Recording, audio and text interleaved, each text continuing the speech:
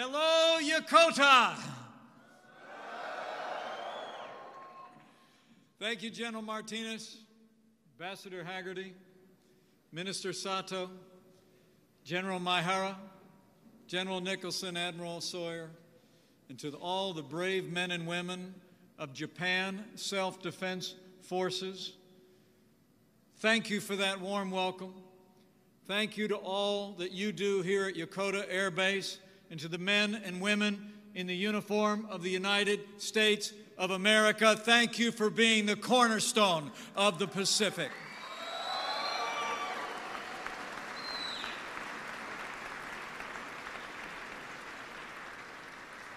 And to the members of U.S. Armed Forces, Japan, I bring greetings from someone who was here at Yokota not too long ago, a great champion of our military and our families, your Commander-in-Chief, the 45th President of the United States of America, President Donald Trump.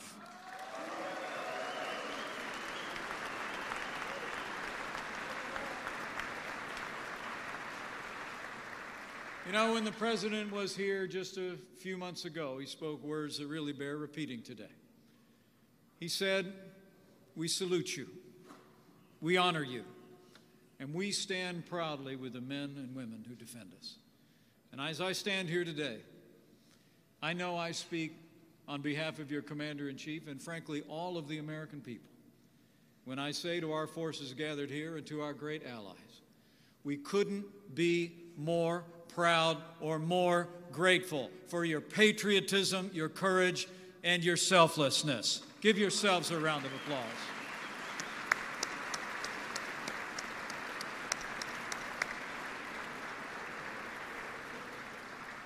Each day you prove that there's no force on earth more powerful than the courage and conviction of free men and women.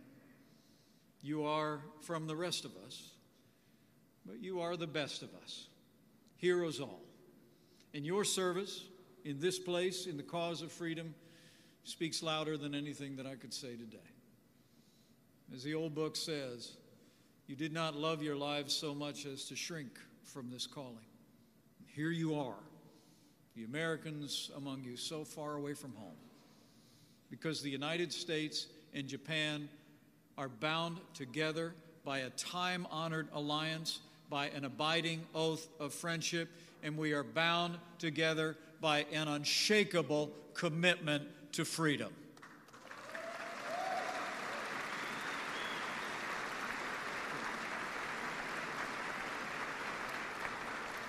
For nearly 60 years, the sons and daughters of our two nations have stood together in defense of our most cherished values. To this day, our alliance is the cornerstone of peace, prosperity, and freedom in the Indo-Pacific. And as Prime Minister Abe and I agreed just yesterday, the bond between the United States and Japan has never been stronger than it is today.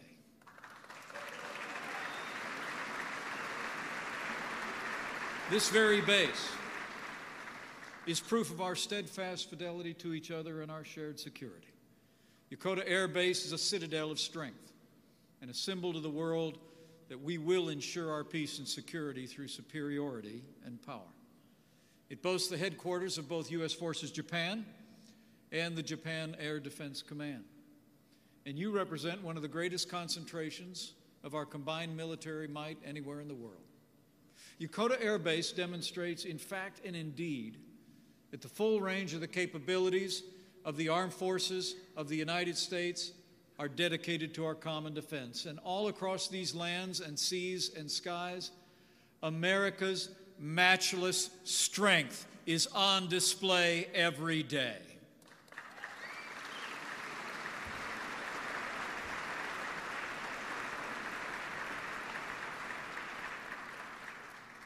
Today, more than 50,000 members of our armed forces stand shoulder to shoulder with our brothers and sisters in arms from Japan. The 7th Fleet is anchored here, led by one of the most advanced aircraft carriers in the American arsenal, the USS Ronald Reagan, and an armada of 16 other mighty ships. Another aircraft carrier, the USS Carl Vinson, sails in these seas with her strike group and more than 50 American warships are stationed in this region, including our nuclear submarines, which chart a silent path beneath the waves, positioned to respond to dangers and threats with overwhelming force. And the only permanently forward deployed F-18 and F-35 fighter squadrons in the American arsenal soar in these skies, ready at a moment's notice to fly and fight for freedom.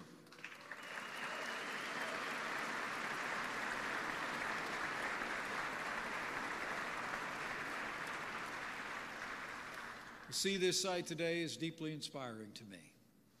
You are, in every sense, the embodiment of American strength, unbeatable by anyone, anywhere, anytime. And every day that strength grows. Because in just the past year, I'm pleased to report to my fellow Americans, the United States has taken decisive action to make the strongest military in the history of the world stronger still. Early last year, your Commander-in-Chief signed the largest increase in military spending in 10 years. And today, I'm proud to report to all the Americans gathered here that thanks to the President's leadership and bipartisan support in the United States Senate, Congress has reached a 2-year budget deal that includes the largest investment in our national defense since the days of Ronald Reagan.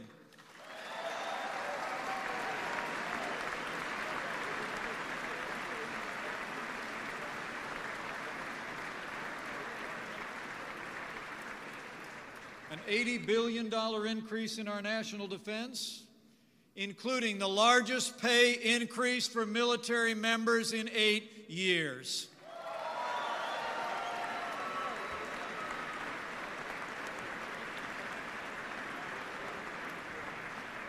And I'll make you a promise. Under that Commander-in-Chief you saw here at Yokota 3 months ago, we're going to continue to rebuild our military. We're going to restore the arsenal of democracy, and we will once again give our soldiers, sailors, airmen, Marines, and Coast Guard the resources and training you need to accomplish your mission and come home safe. That's our solemn promise to each of you and your families.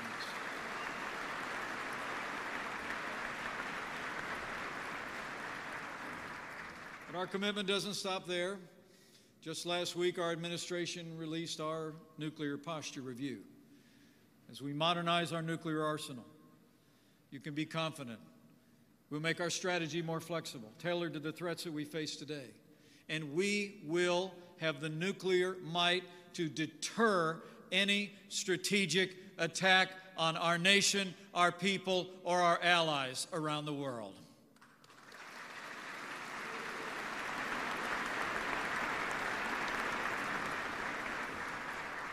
As President Trump has said in his words, only when the good are strong will peace prevail. And you are that strength. It's because of you and those who came before you that peace has prevailed in the Indo-Pacific for more than 3/4 of a century. The steadying hand of American might has unleashed an unparalleled era of commerce and cooperation, lifting millions out of poverty and showing the boundless power of freedom. Yet as I stand before you today, you know well that there are those who seek to reverse this progress and ultimately drive American influence from this region so they may tyrannize their citizens even more and threaten violence across the region and the wider world. And none fit this description better than the rogue regime in North Korea. 68 years ago this June, North Korea sent its soldiers to advance against the free people of South Korea. But because of the American armed forces, they failed in their war of conquest. And today, America stands strong with the proud and free people of South Korea, and we always will.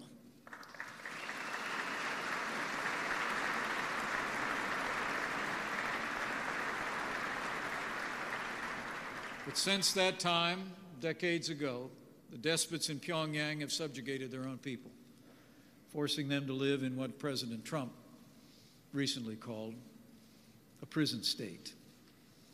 That regime has squandered the dreams of their good people, squelching freedom, squeezing the very life out of one generation and another. As we speak, an estimated 100,000 North Korean citizens labor in modern-day gulags. Those who dare raise their voices in dissent are imprisoned, tortured, and even murdered. Their children and grandchildren routinely punished for their family's sins against the state. And while the regime's leaders in Pyongyang have prospered, the average North Korean toils in poverty and want. In the 1990s alone, more than 1 million North Koreans perished from starvation and deprivation. To this day, 70% of the entire nation, some 18 million people, need food aid to survive day to day.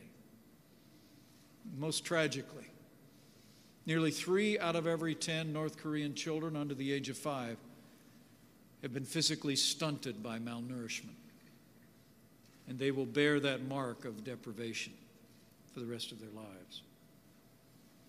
The truth is, though, North Koreans' tyrants have never been content to merely subjugate their own people. As you know well here at Yokota, they still harbor the dream of conquering their neighbors to the south.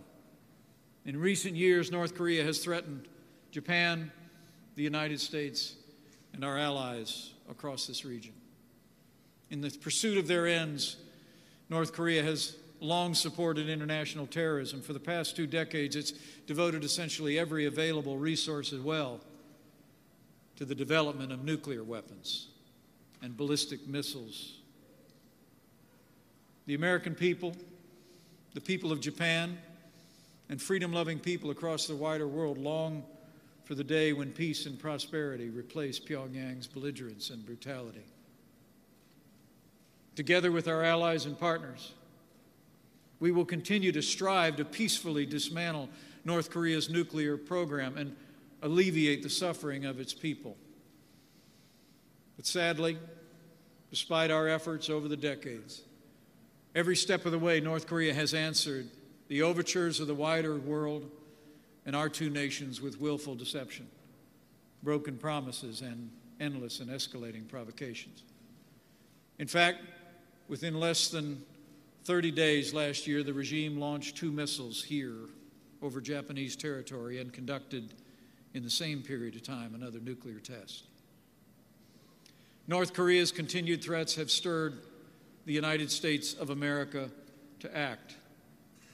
And we will continue to act with vigilance and resolve as our lodestar.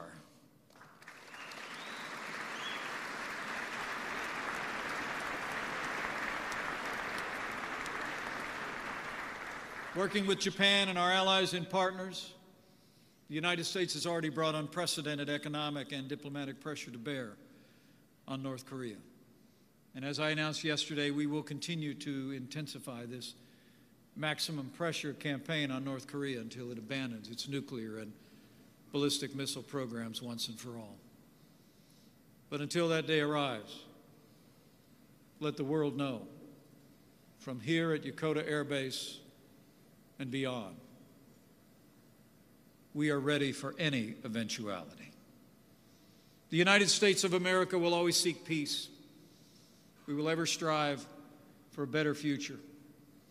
But you, the instruments of American power, know. And let our adversaries know. All options are on the table. And the American Armed Forces and self-defense forces of Japan will be ready to defend our people and our way of life. To any who would threaten our people or allies, know this. Under this Commander-in-Chief, with the greatest fighting force in the world, the United States is ready. Ready to defend our homeland, defend our allies, anytime, anywhere. Those who dare threaten us would do well not to underestimate the capabilities of the armed forces of the United States. Our military power is unparalleled. Our strength of arms is unsurpassed. And you know, and I know, our forces are ready and our nation is resolved.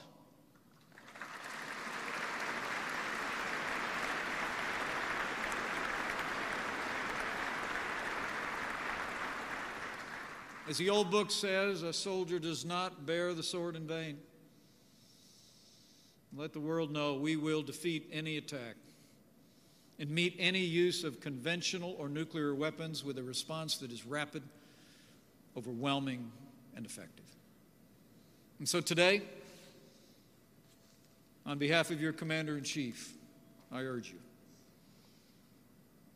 be vigilant. Mind your mission. Look after one another. And know that the American people and the people of Japan are counting on you, each and every one of you, every hour, every day. You know, as I look out across this hangar, I see men and women, American and Japanese, who've answered the call to put on the uniform, to protect our families and preserve our freedom. The burden you carry is a heavy one, full of uncertainty. The challenges that lie ahead will demand every ounce of your courage. But I have confidence that you will confront and overcome whatever trials may arise, just like those who came before you did in their time. I think of one as I stand before you today, deeply humbled to see so many courageous Americans and our allies from Japan. The one I think of, it was a young man who left his home in Chicago, Illinois, and he sailed to this part of the world as a part of American forces. That second lieutenant was part of the 45th Infantry Division. He landed on the shores of South Korea, only a few hundred miles from where we stand today. In the Battle of Old Baldy and Pork Chop Hill, he helped seize the high ground, repulse more than 20 enemy counterattacks, and for his valor, he was awarded the Bronze Star. He's been gone now almost as long as I had a chance to know him. But that medal sits on my desk in the West Wing of the White House and bears the name of Lieutenant Edward J. Pence, my dad. In just a few short hours, I'll travel to the country that my father fought to defend.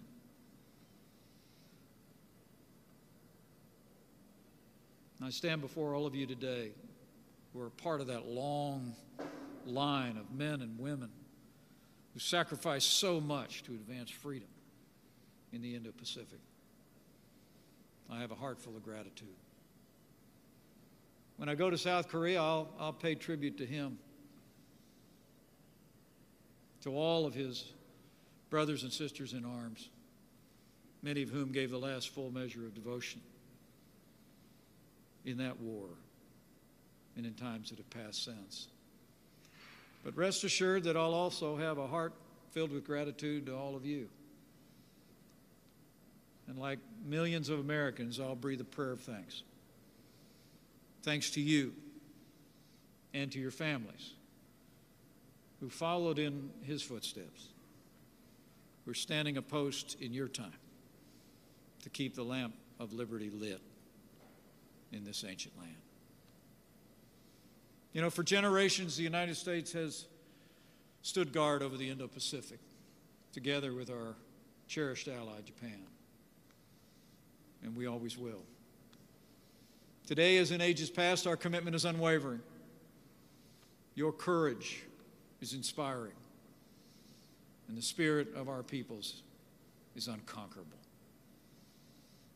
In the name of the heroes who came before, and with confidence in all of you, and with confidence in God's continued blessing and protection on your work for freedom here and across this region, I know freedom will prevail. You will do your duty. We will protect our peoples. We will defend our freedom. And together, we will forge a future of security, prosperity, and peace for both of our nations for generations to come. Thank you. God bless you. God bless all who wear the uniform of the United States and Japan. And God bless those United States of America. Thank you.